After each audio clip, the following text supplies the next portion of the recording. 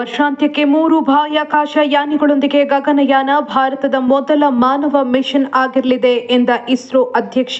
ಗಗನಯಾನಕ್ಕೆ ಅನುಮೋದನೆ ನೀಡಿದ ಕೇಂದ್ರ ಸಚಿವ ಸಂಪುಟ. ಮುಜರಾಯಿ ದೇಗುಲಗಳ ಪ್ರಸಾದಕ್ಕೆ ನಂದಿನಿ ತುಪ್ಪ ಬಳಕೆ ಕಡ್ಡಾಯ ಅಧಿಸೂಚನೆ ಹೊರಡಿಸಿದ ಧಾರ್ಮಿಕ ದತ್ತಿ ಇಲಾಖೆ. ತಿರುಪತಿ ಲಡ್ಡುವಿನಲ್ಲಿ ಪ್ರಾಣಿ ಕೊಬ್ಬಿನ ಅಂಶ ಪತ್ತೆ ಬಳಿಕ ಎಚ್ಚೆತ್ತ ರಾಜ್ಯ ಸರ್ಕಾರ. ಕಸ್ತೂರಿ ರಂಗನ್ ವರದಿಯನ್ನ ರಾಜ್ಯದಿಂದ ಸಂಪೂರ್ಣ ತಿರಸ್ಕರಿಸಬೇಕು.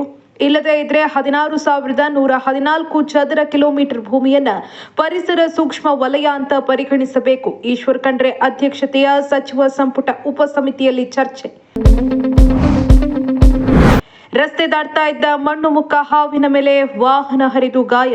ಶಿವಮೊಗ್ಗದ ಶರಾವತಿ ನಗರದ 60 ಅಡಿ ರಸ್ತೆಯಲ್ಲಿ ಘಟನೆ.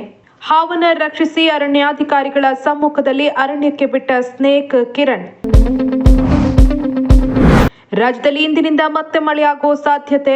ಗಂಟೆಗೆ 30ರಿಂದ 40 ಕಿಲೋಮೀಟರ್ ವರೆಗೂ ತಲುಪುವ ಸಾಧ್ಯತೆ. ಬಾಗಲಕೋಟೆ, ವಿಜಯಪುರ, ಯಾದಗಿರಿ, ಕಲಬುರಗಿ, ಬೀದರ್ ಸೇರಿದಂತೆ ಹಲವೆಡೆ ಮಳೆ ಹವಾಮಾನ ಇಲಾಖೆ ಮುನ್ಸೂಚನೆ. ಲೋಕಾಯುಕ್ತಕ್ಕೆ ಸಂಬಂಧಿಸಿದ ರಹಸ್ಯ ಮಾಹಿತಿ ಸೋರಿಕೆ ಪತ್ರದ ಮೂಲಕ ರಾಜ್ಯ ಸರ್ಕಾರಕ್ಕೆ ಮಾಹಿತಿ ಕೇಳಿದ ರಾಜ್ಯಪಾಲ. ಲೋಕಾಯುಕ್ತ ರಾಜ್ಯಪಾಲರಿಗೆ ಬರೆದ ರಹಸ್ಯ ಪತ್ರ. ಸರ್ಕಾರಕ್ಕೆ ಹೇಗೆ ಮಾಹಿತಿ ಬಂತು ಅಂತ ಕೇಳಿರುವ ಥಾವರ್ ಚಂದ್ ಗೆಹ್ಲೋಟ್. ಧನಂಜಯ ಆನೆಯಿಂದ ಕಂಜನ್ ಆನೆ ಮೇಲೆ ದಾಳಿಗೆ ತತ್ತರಿಸಿ ದಿಕ್ಕೆ ಕಾಣದಂತೆ ಓಡಿದ ಕಂಜನ್ ಆನೆ. ಮೈಸೂರು ಅರಮನೆಯ ಆವರಣದಲ್ಲಿ ನಡೆದ ಘಟನೆ.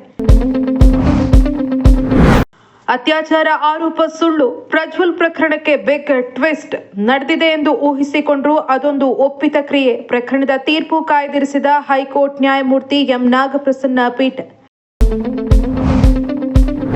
ಜೂನಿಯರ್ ಕೊರಿಯೋಗ್ರಾಫರ್ಗೆ ಲೈಂಗಿಕ ದೌರ್ಜನ್ಯ, ಅತ್ಯಾಚಾರ ಎಸಗಿದ ಆರೋಪ. ಖ್ಯಾತ ಸಾಂಗ್ ಕೊರಿಯೋಗ್ರಾಫರ್ ಜಾನಿ ಮಾಸ್ಟರ್ ಬಂಧನ.